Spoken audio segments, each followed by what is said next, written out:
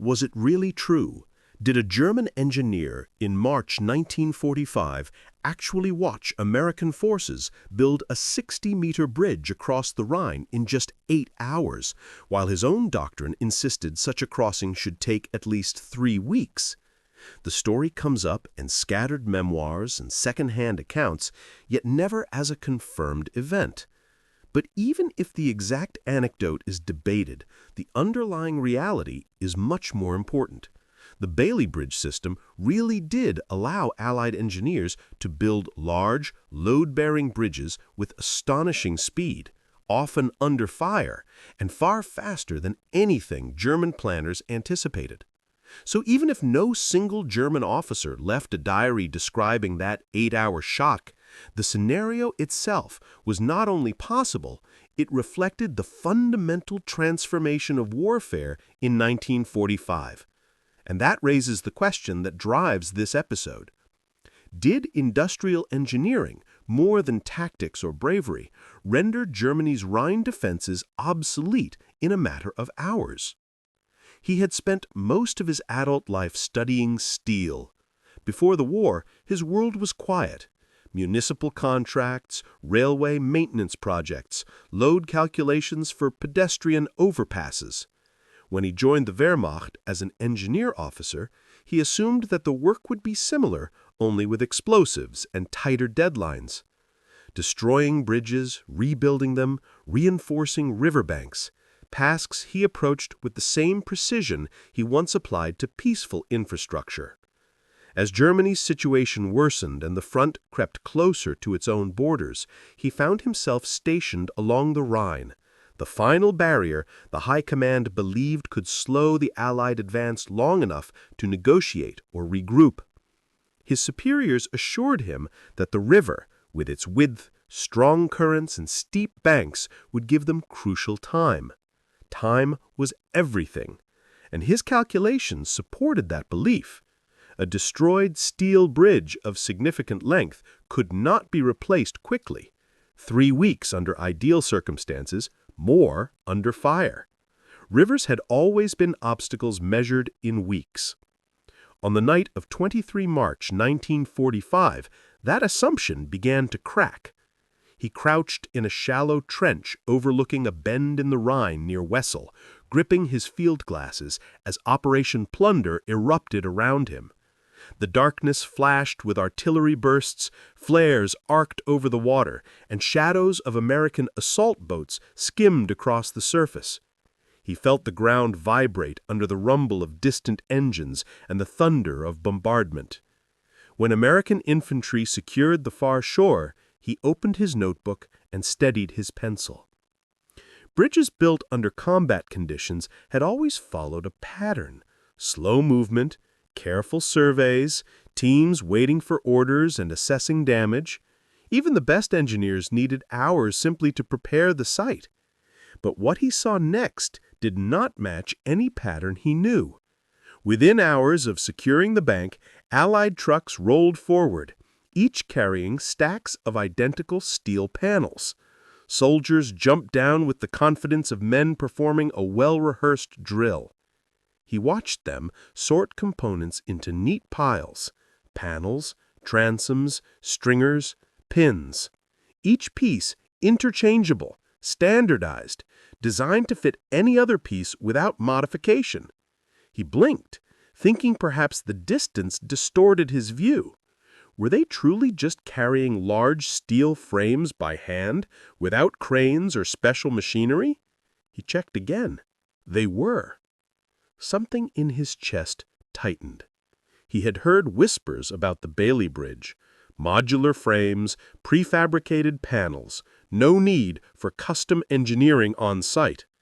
He had dismissed these stories as Allied propaganda. No serious military bridge, he believed, could be assembled like a child's construction set.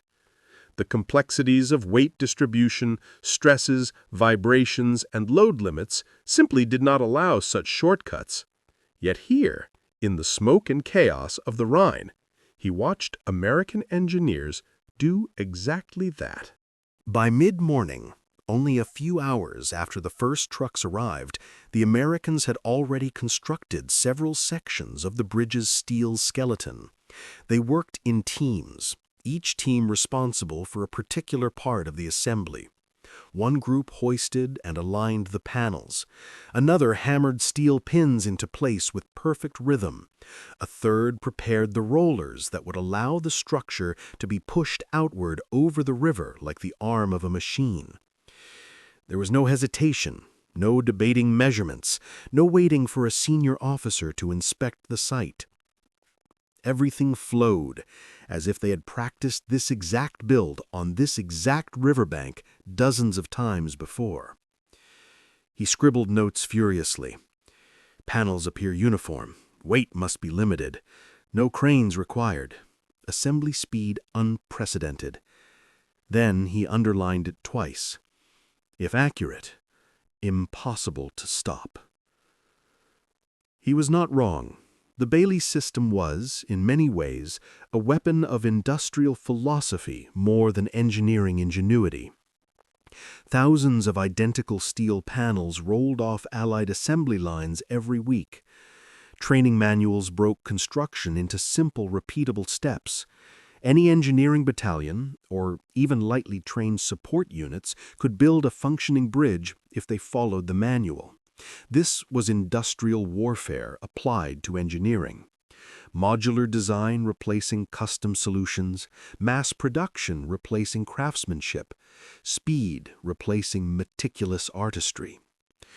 Germany, by contrast, had entered the war with a 19th century mindset. Their engineers were craftsmen, trained for years, taught to think of bridges as unique structures requiring unique solutions. Their bridging equipment was heavier, more specialized, and relied on skilled teams who could not be easily replaced. In ordinary times, this approach produced excellent structures. In total war, it collapsed under the weight of industrial reality. By noon, half the span stretched across the Rhine. Smoke drifted lazily through the air as artillery duels rumbled in the distance, but the bridge builders barely reacted. They ducked occasionally when mortar rounds splashed nearby, then returned to work, as if following an indestructible script. The engineer felt a strange frustration. These men were not superior in training, but they wielded a system that made training almost secondary. He imagined writing a report to his superiors. They would not believe him. They would say he had misjudged the distance, miscounted the hours, mistaken the type of structure. They would cling to their old assumptions the way an outdated blueprint clings to outmoded calculations. But he had measured the river himself. He had checked his watch every half hour, and what he saw defied everything he had been taught. Around the 6th hour, the Americans began decking the bridge with wooden planks. The frame, already stretching across most of the river, looked impossibly light for something meant to carry tanks. Yet moments later, as if to demonstrate the point, a Sherman rumbled into position on the near bank. The engineer's breath caught. Were they really going to test the structure immediately? Yes. The tank rolled forward, clattered onto the planks, and crossed the span with a confidence that contradicted all traditional engineering caution. The engineer let his pencil fall from his hand. 8 hours. 8 hours to replace what German demolition teams had destroyed at enormous cost. 8 hours to erase barriers designed to buy 3 weeks. 8 hours to reveal a truth Germany had refused to accept. The Allies were fighting a modern industrial war. Germany was not. As afternoon light softened across the water, he watched the final adjustments being made, the last bolts hammered home, the first convoys lining up to cross. The Rhine, once the last hope of delay, had become a highway. He wondered whether any of Germany's senior commanders understood what this meant, not tactically, but strategically. The walls they had built, the obstacles they had relied upon, the carefully planned demolitions meant to slow an army, none of it mattered anymore. Not when the enemy could rebuild in hours what had taken months to design and destroy. He closed his notebook slowly, realizing that he had not recorded a single number in the past hour. Instead, he had watched in silence, watched the end of an old world in which engineering expertise relied on craftsmanship and tradition, watched the beginning of a new world where the battlefield was shaped not by heroic improvisation, but by factory output, transportation networks, and standardized design. If Germany had possessed something like the Bailey system, if its factories had produced modular, interchangeable components instead of increasingly complex superweapons, would the Rhine have held longer? Would the war have shifted? Perhaps, but that was the nature of industrial conflict. Once one side adopts mass production and systematized logistics, the other side's craftsmanship becomes irrelevant, no matter how skilled. By nightfall, convoys streamed across the new bridge under the glare of American spotlights. To most soldiers, it was simply a way forward. To the engineer, it was evidence of a transformation he could not deny. Wars were no longer decided by single weapons or brilliant maneuvers. They were decided by systems, by the ability to do the same thing over and over again, quickly, predictably, and cheaply. Rivers were no longer barriers. They were temporary inconveniences, solved by teams trained like factory workers and supplied by factories capable of flooding a continent with steel frames and bolts. He slipped the page containing his original 3-week estimate into his pocket, not as a report for command, but as a relic of thinking that no longer belonged on the battlefield. As he walked away from the riverbank, he understood that Germany had not been defeated simply by firepower or manpower, but by an industrial mindset that turned engineering into a reproducible, unstoppable machine. And that is the truth behind the story. Maybe no single German engineer left a diary describing his shock at an 8-hour bridge. Maybe the anecdote is half legend. But the reality it represents, the collapse of old engineering doctrine in the face of industrialized logistics, is entirely true. The Bailey Bridge was not just a bridge, it was a system. And in 1945, systems decided wars.